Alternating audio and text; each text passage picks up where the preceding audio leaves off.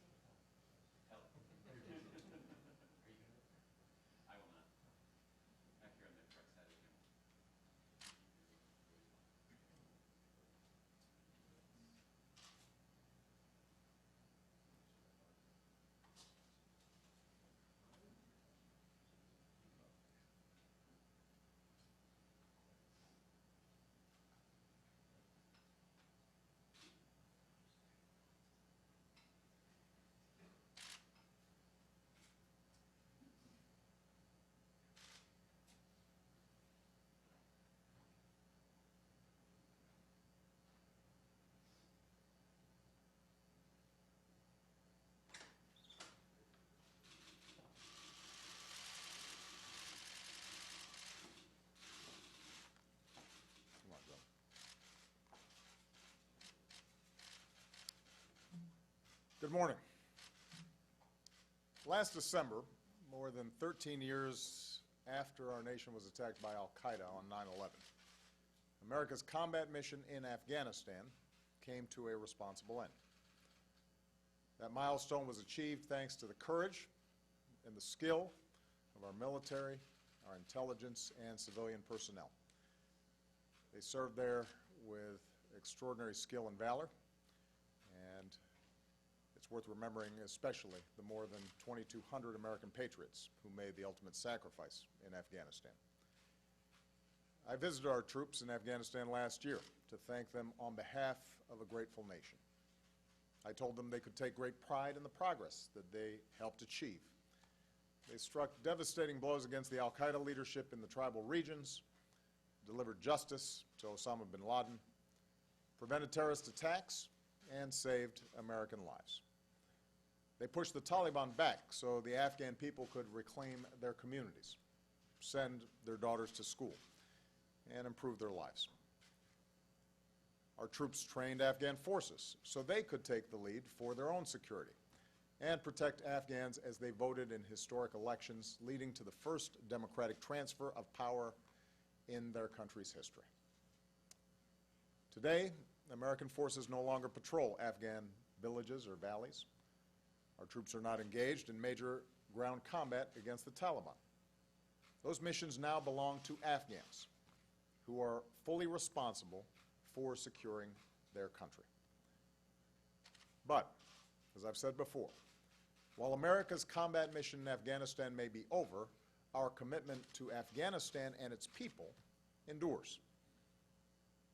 As Commander-in-Chief, I will not allow Afghanistan to be used as safe haven for terrorists to attack our nation again.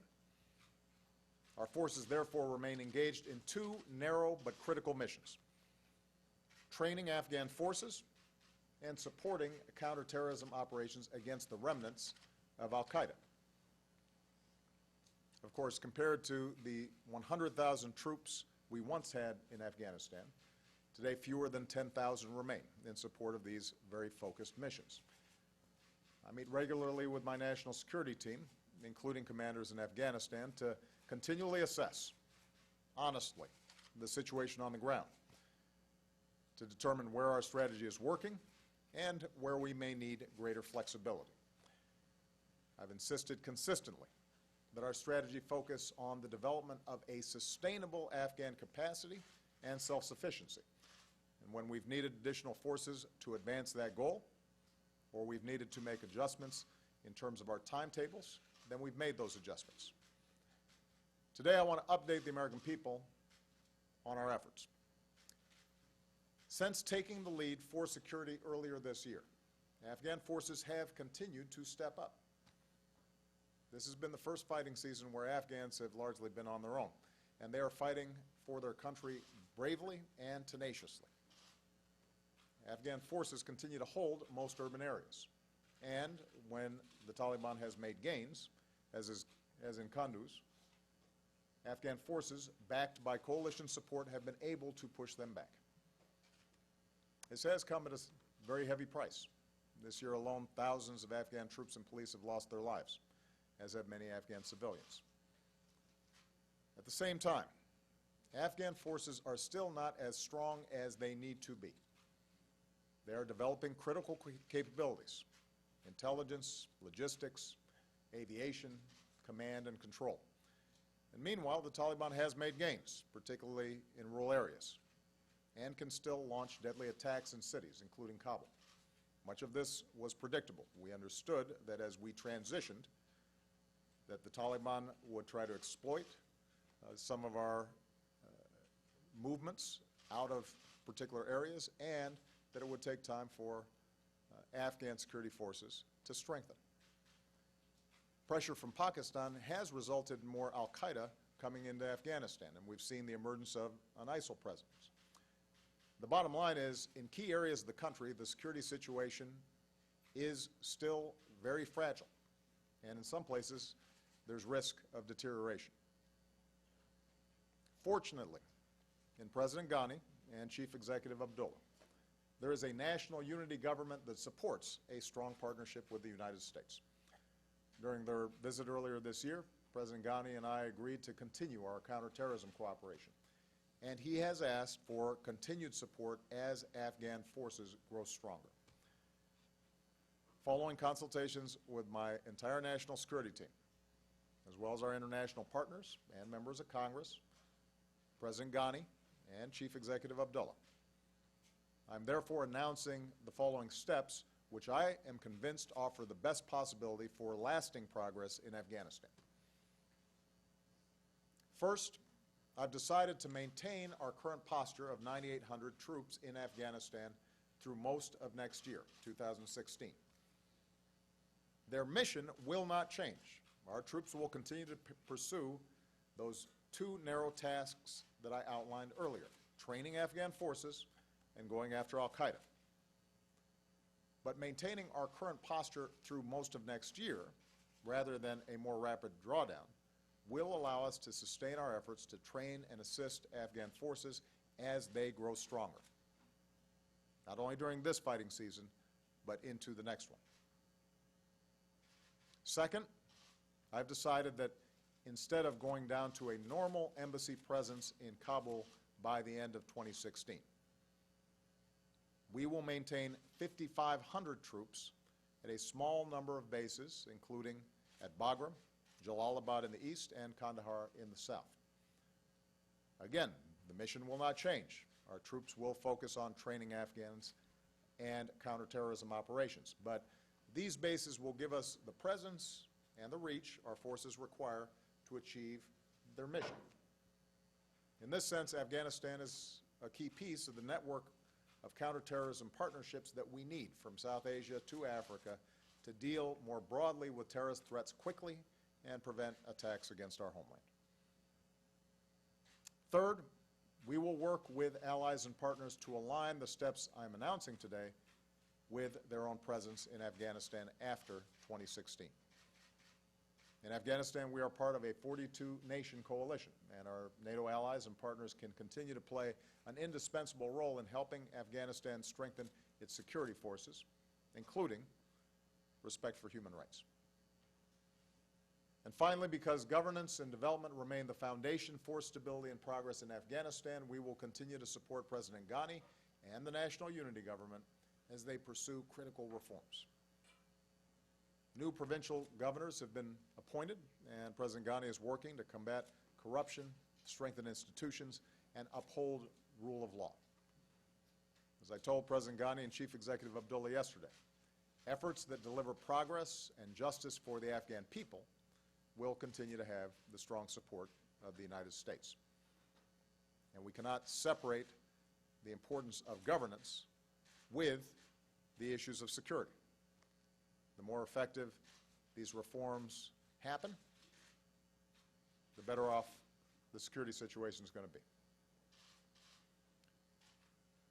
We also discussed American support of an Afghan-led reconciliation process. By now it should be clear to the Taliban and all who oppose Afghanistan's progress, the only real way to achieve the full drawdown of U.S. and foreign troops from Afghanistan is through a lasting political settlement with the Afghan government. And likewise, sanctuaries for the Taliban and other terrorists must end. And next week I'll host Prime Minister Sharif of Pakistan, and I will continue to urge all parties in the region to press the Taliban to return to peace talks and to do their part in pursuit of the peace that Afghans deserve. In closing, I want to speak directly to those whose lives are most directly affected by the decisions I'm announcing today, to the Afghan people who have suffered so much. Americans' commitment to you and to a secure, stable, and unified Afghanistan, that remains firm. Our two nations have forged a strategic partnership for the long term, and as you defend and build your country, today is a reminder that the United States keeps our commitments. And to our men and women in uniform, I know this means that some of you will rotate back into Afghanistan. With the end of our combat mission, this is not like 2010 when nearly 500 Americans were killed and many more were injured. But still, Afghanistan remains dangerous. 25 brave Americans have given their lives there this year. I do not send you into harm's way lightly. It's the most solemn decision that I make. I know the wages of war and the wounded warriors I visit in the hospital and in the grief of Gold Star families. But as your Commander-in-Chief, I believe this mission is vital to our national security interests in preventing terrorist attacks against our citizens and our nation. And to the American people, I know that many of you have grown weary of this conflict.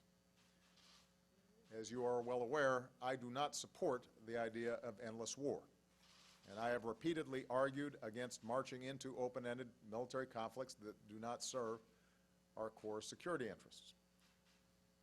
Yet, given what's at stake in Afghanistan and the opportunity for a stable and committed ally that can partner with us in preventing the emergence of future threats, and the fact that we have an international coalition,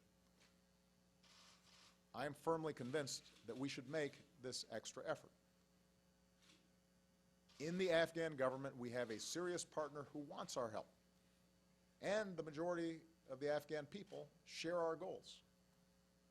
We have a bilateral security agreement to guide our cooperation. And every single day, Afghan forces are out there fighting and dying to protect their country. They're not looking for us to do it for them. I'm speaking of the Afghan Army cadet who grew up seeing bombings and attacks on innocent civilians who said, because of this, I took the decision to join the Army to try and save innocent people's lives. Or the police officer training to defuse explosives. I know it's dangerous work, he says, but I've always had a dream of wearing the uniform of Afghanistan, serving my people and defending my country. Or the Afghan commando, a hardened veteran of many missions, who said, if I start telling you the stories of my life, I might start crying. He serves, he said, because the faster we bring peace, the faster we can bring education, and the stronger our unity will grow. Only if these things happen will Afghanistan be able to stand up for itself. My fellow Americans, after so many years of war, Afghanistan will not be a perfect place. It's a poor country, that will have to work hard on its development. There will continue to be contested areas. But Afghans like these are standing up for their country.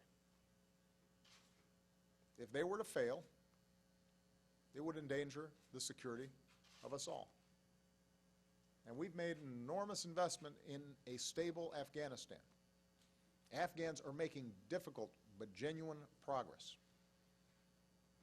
This modest but meaningful extension of our presence, while sticking to our current narrow missions, can make a real difference.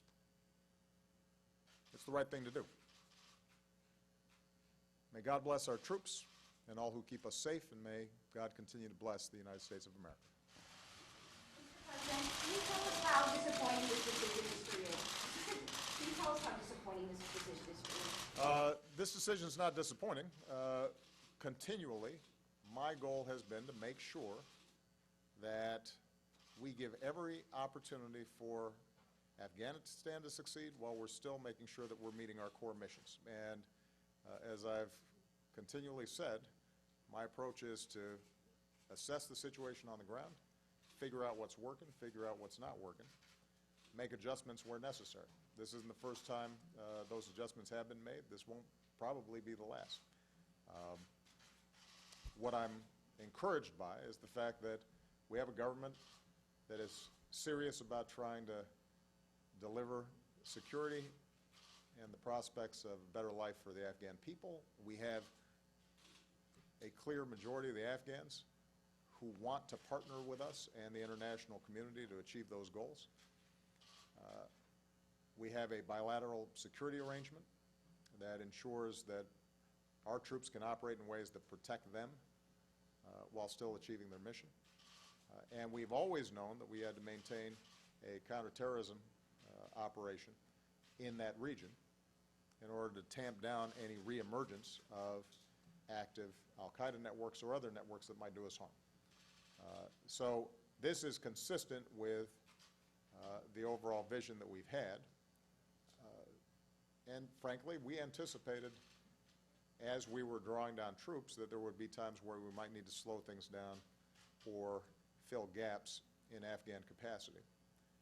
And this is a reflection of that. And it's a dangerous area. So part of what we're constantly trying to balance is making sure that Afghans are out there, they're doing what they need to do, but that we are giving them a chance to succeed, and that we're making sure that our force posture in the area for conducting those narrow missions that we need to conduct, we can do so relatively safely.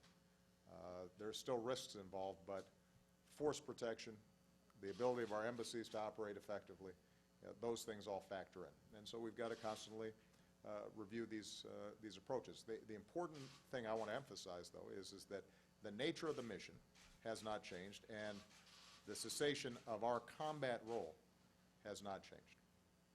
Now, the 25 military and civilians who were killed last year,